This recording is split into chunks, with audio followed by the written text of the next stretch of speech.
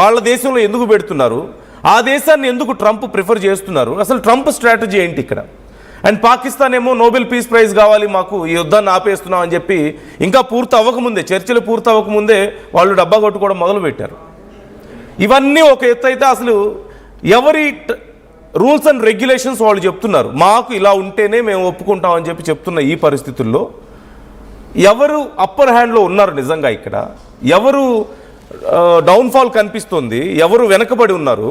ఈ యుద్ధంలో చివరిగా ఎవరు విన్నర్ అయ్యే అవకాశం కనిపిస్తుంది? అండ్ ఈ చర్చలు అసలు సఫలమయ్యే పరిస్థితి ఉందా లేదా? సో ఇలాంటి చాలా అంశాల గురించి మనం మాట్లాడబోతున్నాం. ఇవన్నీ ఒక ఎత్తు అయితే, ఇప్పుడు ఇజ్రాయెల్ కనీసం అమెరికా మాట వినడం లేదు దాడుల విషయంలో. లెబనాన్ మీద వరుసగా దాడులు చేస్తూ వస్తుంది. అసలు అమెరికా పరిస్థితి ఏంటి? అటు ఇరాన్ మాట వినక, ఇటు ఇజ్రాయెల్ ఫ్రెండ్ కూడా మాట వినకపోతే అమెరికా మధ్యలో ఇరుక్కుపోయిందా? సో ఈ అంశాల గురించి మనం డిస్కస్ చేయబోతున్నాం. మనతో Vishnu IAS academy director Vishnuvardhan గారు స్టూడియోలో జాయిన్ అయ్యారు. Thank you so much for joining with us Vishnu గారు. సో ఈ అన్ని అంశాల గురించి మనం డిస్కస్ చేయబోతున్నాం మరింత క్లియర్గా. అండ్ మీకు ఒకవేళ ఈ అంశాలలో ఏదైనా డౌట్ ఉన్నా, మీకేమైనా క్వశ్చన్స్ ఉన్నా, మీకేమైనా తెలుసుకోవాలని ఉన్నా, లేదంటే మీ ఒపీనియన్స్ ఏవైనా ఉన్నా సరే మాతో షేర్ చేసుకోవచ్చు, కామెంట్ చేయొచ్చు, మాతో కూడా మీ అభిప్రాయాలు పంచుకోవచ్చు. Right Vishnu garu, once again thank you so much for giving us time. So ఇక్కడ పెద్ద క్వశ్చన్, ఇక్కడ ఇస్లామాబాద్లో ఇప్పుడు చర్చలు జరుగుతున్నాయి. చాలా ప్రపంచం అంతా చూస్తుంది, ఇస్లామాబాద్ వైపు ఇప్పుడు చూస్తుంది. సో ఈ చర్చలకి సంబంధించి ఈ జరుగుతున్నటువంటి తీరు అసలు కరెక్ట్గా ఉందా అనే క్వశ్చన్ వస్తుంది ముందు. ఎందుకంటే ఎవరి డిమాండ్లు వాళ్ళు పెడుతున్నారు, ఎవరు రెడీగా ఉన్నట్లు అనిపించలేదు. ఇజ్రాయెల్ ఏమో అక్కడ దాడులు చేస్తుంది, ఇరాన్ ఏమో చర్చలకు వచ్చే ముందు కూడా ఒకరికొకరు వార్నింగ్లు ఇచ్చుకుంటున్నారు. సో సిచ్యువేషన్ చాలా హీట్ కనిపిస్తుంది. సో వాట్ యూ థింక్, అసలు ఈ చర్చలు జరగాల్సిన పద్ధతిలో జరుగుతున్నాయి అనిపిస్తుందా మీకు? ఖచ్చితంగానండి. ఇప్పుడు మనం చూసినట్లయితే ఒక 40 నుంచి 45 డేస్ వరకు యుద్ధం అయితే జరిగింది.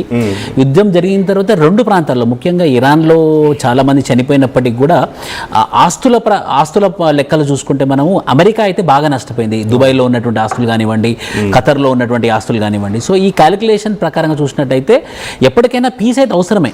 ఈ పీస్ జరగాల్సిన టైం ఎక్కడ జరగాలి అనే ప్రశ్న వచ్చినప్పుడు అసీం మునీర్, ఎవరైతే మన పాకిస్తాన్ జనరల్ గారు ఉన్నారో ఆయన అసీం మునీర్, ఆయన ముందుకొచ్చి నేను చర్చలు చేస్తాను, నేను వరల్డ్ పీస్ పట్టుకొస్తానని చెప్పడము, తనకే చోటు లేదు మెడకేమో డోల్ అన్నట్టు, వాళ్ళ దేశంలోనే ప్రాపర్గా పీస్ లేదు, వాళ్ళు వచ్చి చర్చలు చేస్తారన్నారు. కానీ ఏదో విధంగా రెండు దేశాలు అయితే ముందుకు వచ్చాయి. ఈరోజు సాయంత్రం 5:30కి మీటింగ్ జరుగుతుంది ఇస్లామాబాద్లో. దాన్ని ఇస్లామాబాద్ చర్చలు అంటున్నారు దాన్ని. సో ఇస్లామాబాద్ చర్చల్లో ముఖ్యంగా ఈ ఇజ్రాయెల్ మన యుఎస్ఏ తరపు నుంచి ఉన్నటువంటి ప్రతినిధులు హెడెడ్ బై విడి వానిస్, ఎవరైతే వైస్ ప్రెసిడెంట్ ఆఫ్ అమెరికా ఉన్నాడో, ఇటు ఈ పక్కనేమో మనం చూసినట్టయితే అబ్బాస్ అగాచి, వీళ్ళ యొక్క నేతృత్వంలో జరుగుతున్నాయి. వీళ్ళిద్దరు కలిసి అసీం మునీర్ ఈయన నేతృత్వంలో జరుగుతున్నటువంటి ఈ మీటింగ్ ట్రైలాటరల్ మీటింగ్ అంటున్నారు దీన్ని. ఎందుకంటే పాకిస్తాన్ ఉంది, ఈ పక్క యుఎస్ఏ ఉంది, ఈ పక్క ఇరాన్ ఉంది. సో ముఖ్యంగా ఇరాన్ మాత్రం ఏమని కండిషన్ చెప్పింది అంటే, ముఖ్యంగా మాకు 2 కండిషన్స్ ఉన్నాయి. మొదటిగా, ఏదైతే ఇజ్రాయెల్ లెబనాన్ మీద దాడులు ఏకదాటిగా చేస్తుందో అది ఆపేయండి. రెండోది, మా ఆస్తులు ఏవైతే ఫ్రీజ్ అయ్యాయో ఆ ఆస్తులను రిలీజ్ చేయండి, అప్పుడే మేము ముందుకు వస్తామని చెప్పినటువంటి పరిస్థితి. అదేవిధంగా యునైటెడ్ స్టేట్స్ ఆఫ్ అమెరికా ఏమని చెప్పిందనంటే, మేము కూడా చర్చలకు ఎప్పుడు వస్తాము అంటే స్ట్రేట్ ఆఫ్ హర్మూజ్ మీరు ఓపెన్ చేస్తారంటేనే మేము చర్చలకు వస్తామని చెప్పడము. సరే మీరైతే చర్చలకు రండి, మేము స్ట్రేట్ ఆఫ్ హర్మూజ్ ఓపెన్ చేస్తాము, మీరు చర్చలకు రండి, మేము ఖచ్చితంగా లెబనాన్ మీద దాడులు ఆపేయడానికి ఇజ్రాయెల్ మీద ఒత్తిడి తీసుకొని వస్తాము, అదేవిధంగా ఫ్రీజ్ అయినటువంటి ఆస్తులు రిలీజ్ చేయడానికి ప్రయత్నం చేస్తామని చెప్పారు. దాని మీద మేజర్ డిస్కషన్ జరుగుతుంది. మనకు అందరికి తెలిసిన విషయమే, ఒక 10 పాయింట్ ప్రపోజల్ అయితే ఇరాన్ అయితే పెట్టింది. మళ్ళీ ఒకసారి రివైజ్ చేస్తాను 10 పాయింట్స్ ప్రపోజల్.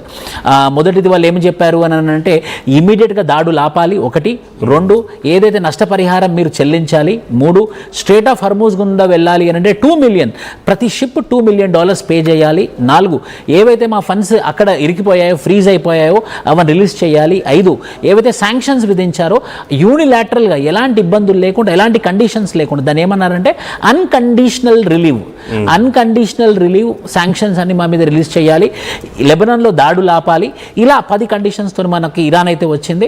కానీ ఇజ్రాయెల్ ఏమనంటుందంటే, మీరు ఖచ్చితంగా ఏవైతే తీవ్రవాదుల కలాపాలు ఉన్నాయో, హెజబుల్లా కార్యకలాపాలు ఉన్నాయో మీరు ఆపాల్సిందే అని అన్నప్పుడు అది కూడా మనం చర్చల్లోకి వద్దామని చెప్పేసి ఈ ఇజ్రాయెల్, యుఎస్ఏ అండ్ ఇరాన్ అయినప్పటికీ మీటింగ్ మాత్రం ఇరాన్కి యుఎస్ఏకి మాత్రమే జరుగుతుంది. Why do you think Israel is not active ఈ మీటింగ్స్లో? అంటే ఇజ్రాయెల్ ఒకటి ఇంతకుముందు అసలు సీజ్ ఫైర్ గురించి మాట్లాడిన టైంలో లెబనాన్ మీద వెళ్ళి అటాక్స్ చేశారు. అండ్ నెతన్యాహు ప్రకటించారు కూడా లెబనాన్ ఇన్వాల్వ్ చేయలేదని చెప్పారు. ఇరాన్ ఏమో ప్రకటించింది లేదు, ఇన్వాల్వ్ చేశాము, కలిపే ఉంది అని చెప్పేసి. అక్కడ అంటే వాళ్ళ సొంత ధోరణి ఒకటి కనిపిస్తుంది ఇజ్రాయెల్. ఇప్పుడు ఈ మీటింగ్స్ కి సంబంధించి వాట్ ఎవర్ ది రీజన్, అంటే అమెరికా 2 దేశాల తరఫున మాట్లాడుతుండొచ్చేమో పెద్ద కంట్రీగా, but still do you think Israel నిజంగా ఆ ఇంట్రెస్ట్ కనిపిస్తున్నట్లు కనిపించడం లేదు? ఈ చర్చల విషయం అసలు వాళ్ళకి ఇష్టమే లేనట్టు ఉంది కదా. ఏప్రిల్ 11వ తారీఖు చర్చలు అవుతున్నాయి. ఏప్రిల్ 10వ తారీఖు అంటే నిన్న నియర్లీ ఒక 200 ప్రదేశాల మీద బాంబు దాడులు చేశారు. అంటే ఇన్ఫర్మేషన్ ఏమని చెప్తుందంటే ఈరోజు మార్నింగ్ CNN IBNలో న్యూస్లో ఏమని వచ్చింది అంటే వీళ్ళు ఒక జూమ్ మీటింగ్ కాన్ఫరెన్స్ పెట్టుకున్నారంట. ఆ జూమ్ మీటింగ్ కాన్ఫరెన్స్లో తీవ్రవాదులు అందరూ కలిసి ఎలా మనం ప్లాన్ చేయాలని చెప్పేసి వాటి యొక్క IP అడ్రస్ వాళ్ళు సైబర్ ద్వారా దొరకపట్టేసి ఆ పర్టికులర్ లొకేషన్లో టార్గెట్ చేసి మేము చంపామని అంటున్నారు. మరి వాళ్ళు టెర్రరిస్ట్లా లేకపోతే సివిలియన్స్ అని తెలవాల్సిన అవసరం ఉంది. అంటే ఈ ధోరణి మనకి ఏమర్థమవుతుంటే తెల్లారి చర్చలు, ఈ రోజు బాంబులు. నిన్న బాంబులు దాడి జరిగింది, ఈ రోజు చర్చలకు రెడీ అయినది అనమాట. యాజ్ పర్ సమ్ రిపోర్ట్స్ ఇప్పుడు కూడా ఓ పక్క చర్చలు జరుగుతున్నాయి, ఇంకో పక్క ఇరాన్ వైపు వీళ్ళ సైన్యం వెళ్తుంది, జరుగుతున్నాయి.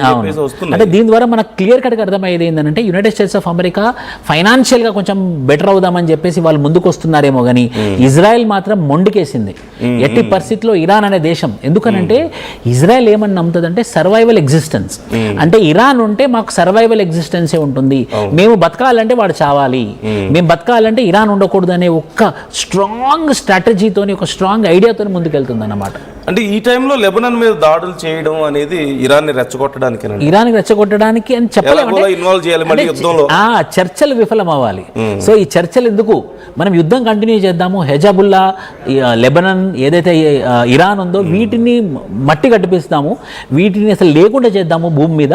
మనదే ముందు పై చేయి ఉంది, ఇప్పుడు గెలిచాం మనం, దాదాపు గెలిచినంత పని అయింది, ఎందుకు మనం ముందుకెళ్ళడము అనే ధోరణితో నెతన్యాహు గారు అతను చాలా ముందుకున్నాడు, ఇజ్రాయెల్ ప్రైమ్ మినిస్టర్. సో దీన్ని బట్టి మనకు క్లియర్ కట్గా అర్థమయ్యేదైతే ఆర్థికంగా డొనాల్డ్ ట్రంప్ ఆలోచిస్తున్నాడు, సర్వైవల్ ప్రకారంగా ఇజ్రాయెల్ ఆలోచిస్తుంది. ఇరాన్ ఏమో సివిలియన్స్ చనిపోతున్నారు, రేట్లు ఇన్ఫ్లేషన్